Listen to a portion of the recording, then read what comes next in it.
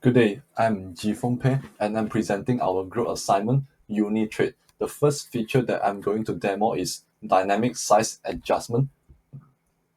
So whenever I adjust the browser window size, the products are displayed dynamically to ensure good user experience. The second feature that I'm going to display is AI feature. So whenever any product image is uploaded to our web application, the image will be sent to our configure LLM to generate description text for it, and the description text will be vectorized to store inside a vector database. So whenever user uploads a query image, for example, a body wash, this image will also be sent to the LLM to generate description text, and the description text will also be vectorized into numerical vector, and then the numerical vector of this query image will be query against the vector database of our product images to find out what are the products with similar numerical vector with this query image. So the user will be able to see products with similar images. So they don't have to search it manually. They can just upload an image to perform reverse image search. The next feature that I'm going to showcase is change is updated immediately on screen. So I'm currently logged in as the admin user one, and you can see that in the network tab, whenever I go to the home page, it's gonna make get request to get the products. So it's always talking to the backend server. And let's say I want to update the stock of white hoodie. I would like to increase the inventory to 6 and price to 30. 30 and 6 for white hoodie. And it's gonna send a put request to the server over here. So after sending the pull request, it will return a success message. And then you can see the stock is now 30. The price is now 30 with 6 stocks. So the change is updated immediately. And next, I'm going to switch to another user to show that it persists across different accounts. Currently, I'm on user 1. So I'm going to log into another user. Let's say a normal user, king@email.com. 1, 2, 3, 4. Then I'm gonna enter the password, which is must for extra security. So whenever a new user is logged in, we're gonna make the get request to get all the products again, and also get all the necessary data from the backend.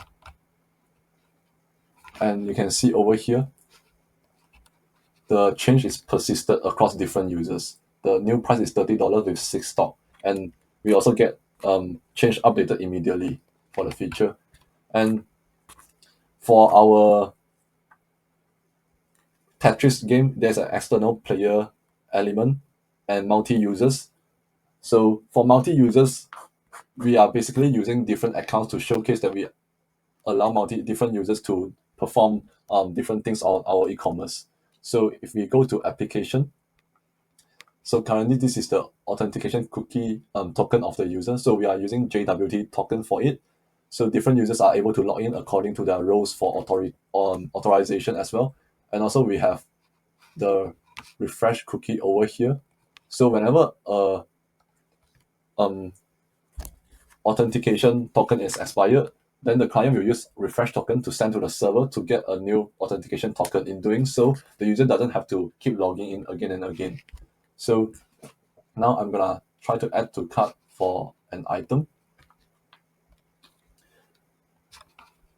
You can see we already have a cart in the item, and this user has no order history. So to showcase that we allow different users and also persistency, I'm going to switch back to the previous user number 1. And you'll see now we don't have any authentication token because we've already logged out, which is the JWT feature that we have integrated for replacing the multiple users feature in Tetris. So if we log in now as admin 1, we won't see anything on the card because that belongs to a different user. And we will also see we have a lot more order history here. So the changes are persisted across different users. If I log in back as King,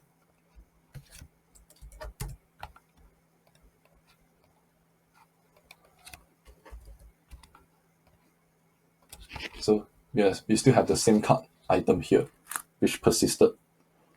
Next thing is I'm gonna showcase that other than JWT token, we have also integrated Stripe to replace the external player feature, because Stripe is an external API service that we call for user to make purchase. So over here, if I proceed to checkout, I'm gonna enter some random details over here.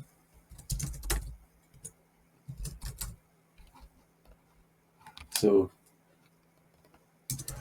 I'm going to use the test number of Stripe to place the order somewhere in the future, any CVC number. So now when we place order, we will communicate with Stripe to replace the external player feature. So as you can see over here, first we create a payment intent to the server, and then we will then send an API request to Stripe, as you can see over here, to make sure that to check whether if the user has made payment. And then after receiving the OK result from the Stripe API, we will send a post request to the server again to place the order.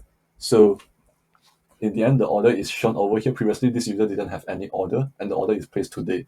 So this actually shows case that we have working features of multiple items from external player of Stripe, multiple users, because different users can place item, and this is a normal user, so the user actually can't edit any item because this is a normal user.